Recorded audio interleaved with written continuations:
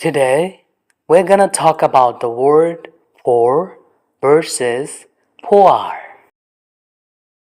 Pour অর্থ ঢালা, যেমন গ্লাসে পানি ঢালা।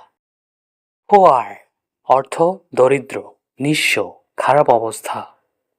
Poor has several meanings, which depends on context. Poor always gives a negative meaning. For example, he is poor in cricket. Say cricket খেলায় গরিব। না, এখানে poor মানে অদক্ষতা বোঝানো হয়েছে, খারাপ অবস্থা। The condition of the room is very poor মানে রুমের অবস্থা খুবই বাজে, অনেক অগোছালো।